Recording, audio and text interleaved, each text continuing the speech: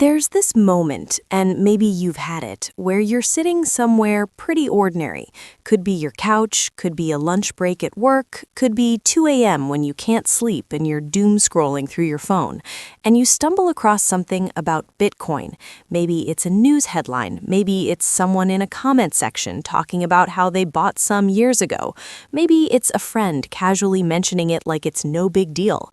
And something in you goes, should I be doing something about this? And then, almost immediately, another part of your brain jumps in and says, it's too late.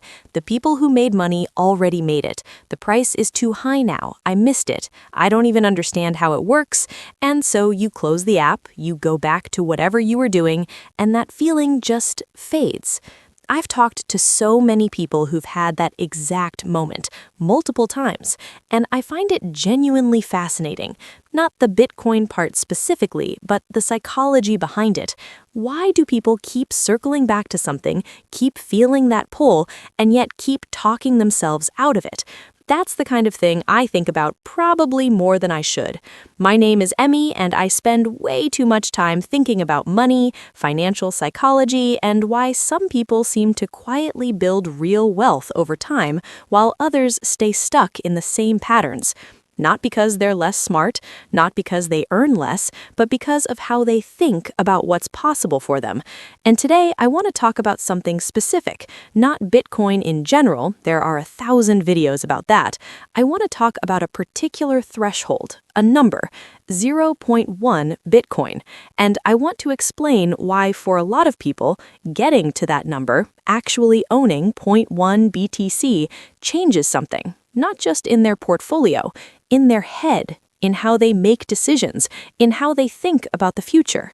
It sounds almost too simple, right? Like, what's so special about a number? But stick with me, because by the end of this, I think you're going to see this differently. And maybe, just maybe, you're going to feel a quiet little urgency that you didn't feel before. The psychological ownership line. Let's start with something that doesn't get talked about enough, which is the difference between knowing about something and actually owning a piece of it. There are millions of people who know about Bitcoin. They've read articles, they've watched videos, they've nodded along at dinner conversations. They understand, at least on a surface level, that it exists, that some people have made extraordinary money from it, and that it runs on some kind of blockchain technology they don't fully grasp. They know about it. But knowing about something and owning even a small piece of it, those are completely different psychological experiences. When you own 0.1 Bitcoin, you crossed what I think of as the psychological ownership line. It's not a huge amount. At various points in the last few years, it's been worth anywhere from a few $100s to several thousand. But the size isn't really the point. The point is that you have moved from observer to participant, and that shift, that small, quiet shift, changes how your brain processes everything that comes after. Think about it this way. When Bitcoin moves up 10% in a week and you don't own any, it's just a news story. Mildly interesting, maybe a little annoying if you've been meaning to buy some. But when you own 0.1 BTC and Bitcoin moves up 10% in a week, something lights up in your brain. You're in it. You start reading about why it moved. You start understanding the mechanics. You start paying attention to the macro conversation around it. Inflation, interest rates, institutional adoption, regulation. Not because someone told you to, but because you have skin in the game and your brain is suddenly genuinely curious. This is honestly one of the most underrated principles in personal finance. You don't educate yourself to wealth. You buy your way to caring enough to educate yourself.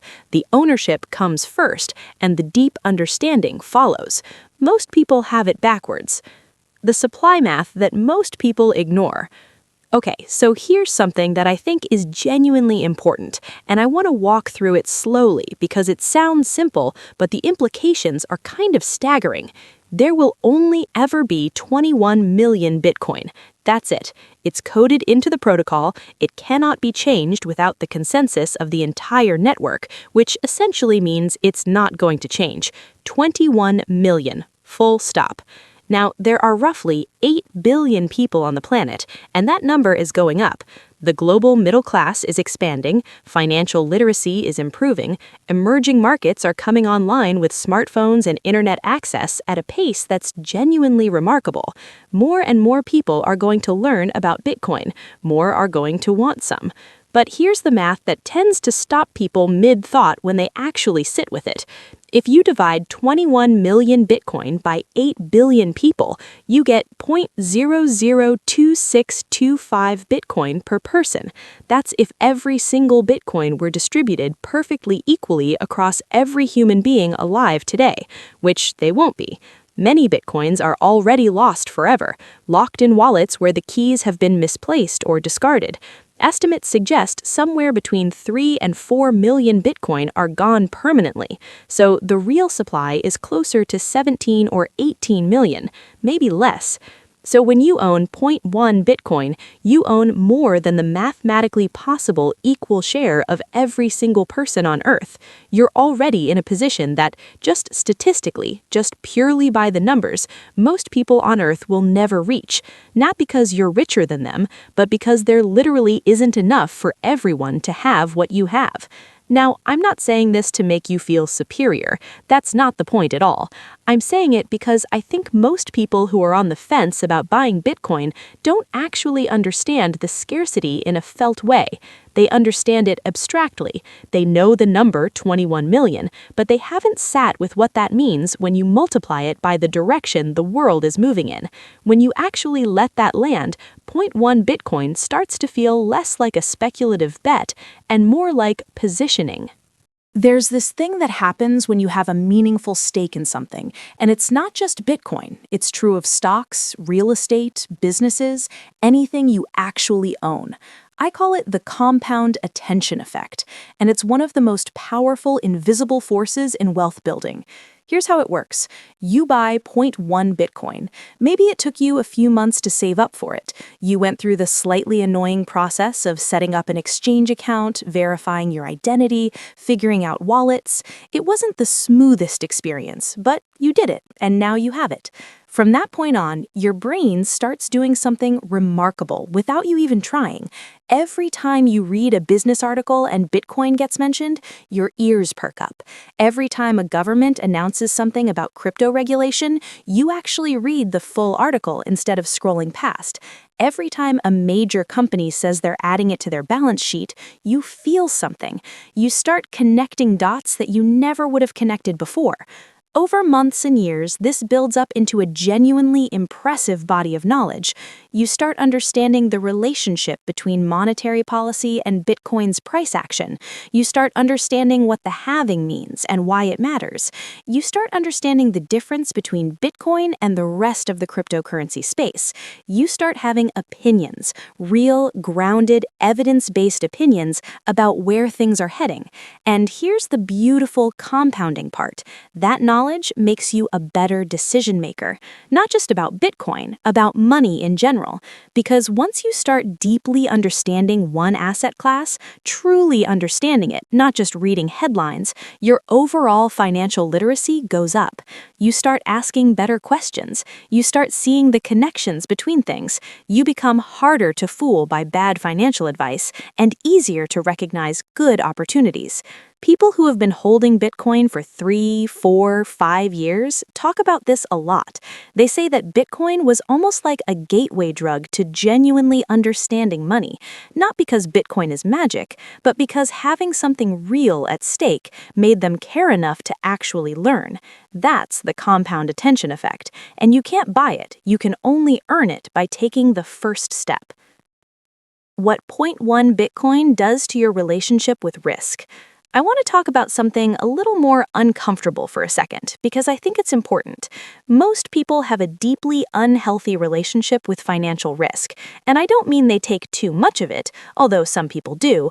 I mean that they've developed this almost allergic reaction to the concept of risk, where any investment that isn't completely guaranteed feels terrifying and reckless.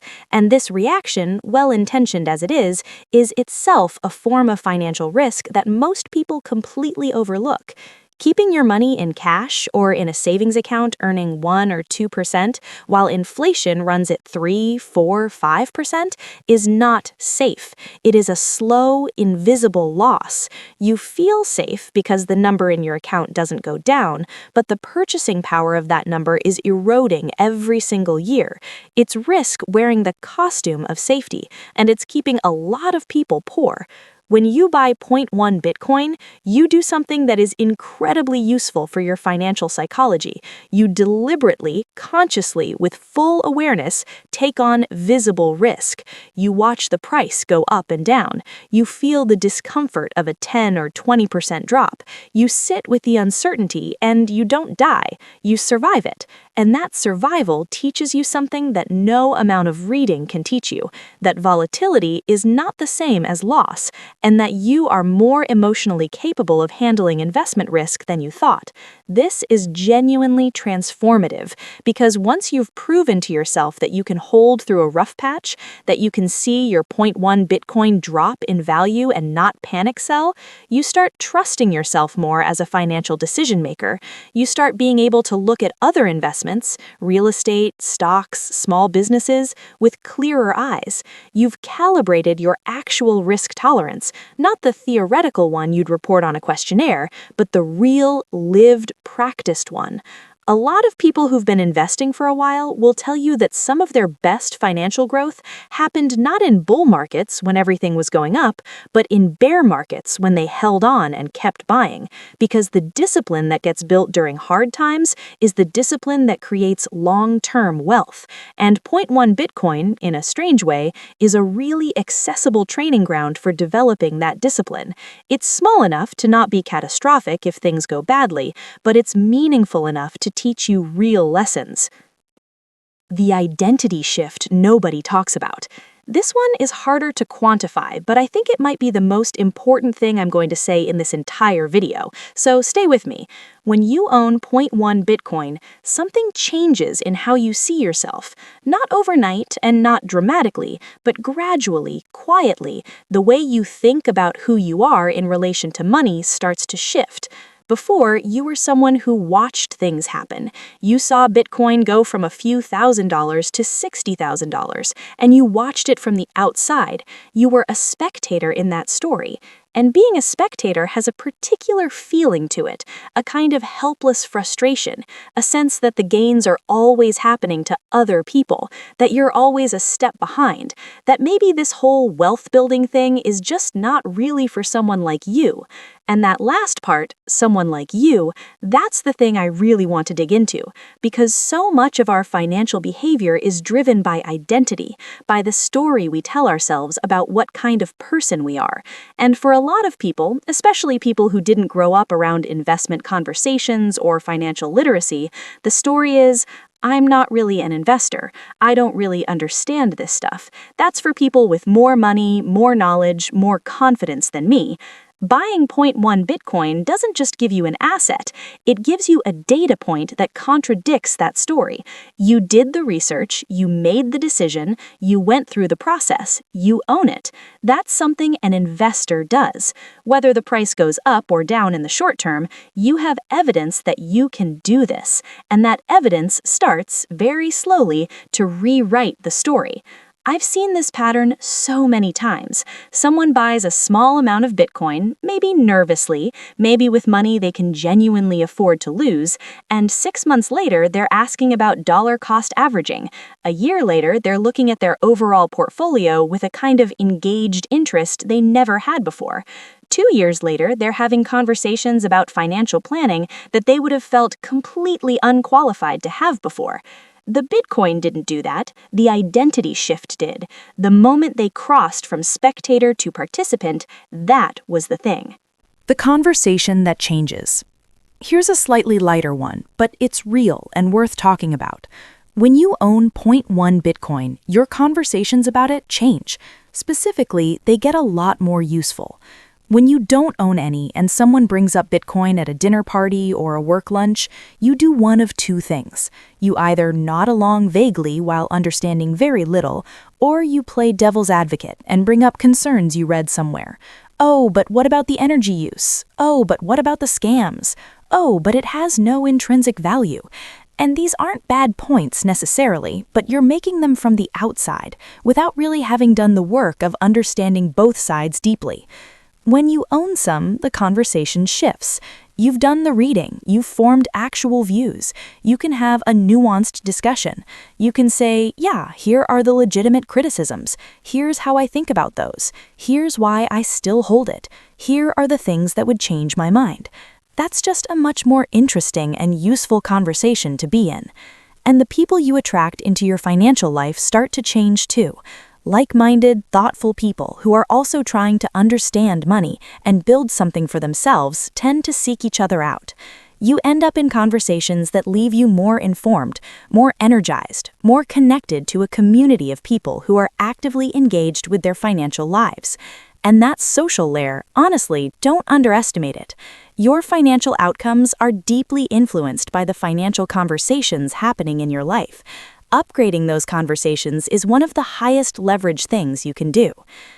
The long game and why this moment matters. I want to zoom out for a second and talk about timing, not in a buy now before it's too late way. I find that kind of pressure pretty annoying, honestly, and I don't want to do that to you, but in a genuine, here's what I actually believe way. We are still early in the global adoption curve for Bitcoin. I know that probably sounds weird given how much coverage it gets and how long it's been around, but when you look at the actual numbers, what percentage of the global population owns any Bitcoin, what percentage of institutional capital has been allocated to it, what percentage of the world's countries have developed clear regulatory frameworks for it, we are still in the early chapters of this story. The comparison I keep coming back to is internet adoption in the mid-90s. At that point, the internet had been around for a while in various forms. People had heard of it, some people were using email, but the idea that it would completely restructure how commerce worked, how media worked, how relationships worked, how jobs worked, most people couldn't actually see that yet. The companies that would eventually be worth trillions were either tiny startups or hadn't been founded yet, and a lot of people who understood what was happening quietly positioned themselves. Not by getting lucky, by paying attention and acting on what they understood. I'm not saying Bitcoin is exactly like the internet. Every analogy breaks down eventually. But I do think there's something real in the pattern of transformative technology emerges, early adopters benefit enormously, skeptics wait for more certainty, and by the time certainty arrives, most of the positioning opportunity has passed. 0.1 Bitcoin right now is a position. It's a bet, yes, all investments are, but it's a considered, sized bet that says, I understand what this is, I believe it has a meaningful role in the future of money, and I've set aside a portion of what I own to participate in that story. That's not reckless, that's actually pretty thoughtful. The practical part, how you actually get there. Okay. Let's get into the part where I tell you how this actually works in real life, because I think a lot of people know about Bitcoin without knowing the practical mechanics, and the practical stuff matters. The most realistic way most people accumulate 0.1 Bitcoin is not by making one large purchase. It's by doing what's called dollar cost averaging, buying a fixed amount regularly, say weekly or monthly, regardless of price. You're not trying to time the market, you're not waiting for a dip, you're just steadily accumulating over time. There's something psychologically freeing about this approach. When you're trying to time the market, every day you don't buy and the price goes up feels like a mistake. Every day you do buy and the price goes down also feels like a mistake. You're constantly second-guessing yourself. But when you commit to a fixed regular purchase, say $50 a week or $100 a month, whatever actually fits your budget, you take the decision-making out of it. Some weeks you'll buy expensive, some weeks you'll buy cheap, and it averages out. The math on this approach, historically, has been pretty compelling for long-term holders. And I want to say something directly about the I can't afford it concern, because I know it comes up. I'm not suggesting you invest money you need for rent or bills or food. That's not what this is. What I'm suggesting is that for most people with a regular income, there's some discretionary spending that could be redirected, not eliminated. I'm not going to be the person to tell you to give up your coffee, but evaluated honestly. If you spent $100 a month on things that don't meaningfully improve your life, redirecting some of that into an asset that you believe in is not sacrifice, it's just a different choice. The other thing worth saying is that you don't have to understand the deep technical side of Bitcoin to participate in it meaningfully. You don't need to understand the blockchain consensus mechanism or the details of SegWit to own zero point 0.1 Bitcoin and benefit from its long-term potential. You need to understand enough to know what you own, why you own it, and what the main risks are. That's a much lower bar. And honestly, for most people, getting to that understanding takes about 10 hours of genuine reading and thinking. It's accessible. The regret calculation. I want to leave you with one final idea before we get to the conclusion, and it's a little bit uncomfortable, but I think it's important. Think about the two kinds of financial regret. There's regret from action. You bought something, it went down, you lost money. That's painful, obviously, and the fear of that regret is what stops most people from taking any financial action at all. But there's also regret from inaction, and I think this form of regret is massively underweighted in how most people make decisions. The regret of watching something play out the way you thought it might, watching other people benefit from it, and knowing that you understood it well enough to have acted and just didn't. People who've been in the Bitcoin space for a while talk about the friends and family who asked questions, who seemed interested, who said, "I've been meaning to buy some," back in 2017, back in 2019, back in 2020, and then didn't. And now those same people, years later, have a complicated feeling about that. Not devastating, life goes on, there are other opportunities, but it's there, that quiet, specific sting of a door you could have walked through that is now much more expensive to open. I'm not saying that to create fear, genuinely. I'm saying it because I think an honest accounting of risk has to include both kinds of regret. Not just what if I lose money, but also what if I was right about this and I didn't act. The size of 0.1 Bitcoin is actually pretty perfectly calibrated to this calculation. It's small enough that if you're completely wrong, if the whole thing falls apart in ways no one predicted, you won't be financially destroyed. But it's meaningful enough that if things go the way a lot of thoughtful, serious people think they will, it's a position that genuinely matters. It's in the sweet spot where the regret of losing it is survivable, and the regret of not having it is, for some people, significant. Why it all comes back to you. So let me bring this all together, because I've covered a lot of ground and I want to make sure the core of it lands.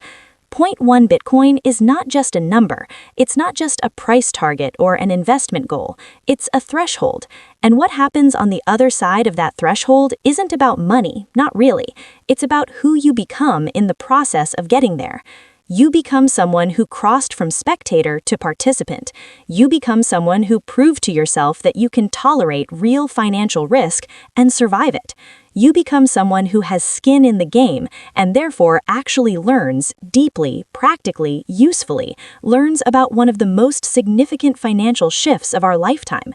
You become someone with a different story about what kind of person you are in relation to wealth and money and the future. And all of that compounds. The financial literacy compounds, the confidence compounds, the conversations you're having, the people you're meeting, the decisions you're making, they all get better, slowly and then all at once, the way good things tend to work. I want to end with something simple. You don't have to do this tomorrow. You don't have to do it because I said so, or because of fear, or because of some influencer telling you you'll regret it. But I want you to sit honestly with the question of whether you've been circling this for a while and talking yourself out of it. Whether the voice that says it's too late, I don't understand it, it's too risky, is actually wisdom, or whether it's just the default story your brain tells you to protect you from the discomfort of doing something new. Because here's the thing about that discomfort. It's temporary. The clarity and confidence that come from actually acting, those tend to stick around. You're already here. You watched this whole thing. That's not nothing. That's the same pull that a lot of people felt and then ignored, and then felt again later when the cost of acting had gone up considerably. Maybe this time you don't ignore it. If this gave you something to think about, hit subscribe. I make videos like this every week about money, psychology, and the quiet decisions that end up mattering a lot. And if you've got a friend who's been going back and forth on this stuff, send it to them. Sometimes all it takes is hearing it framed the right way.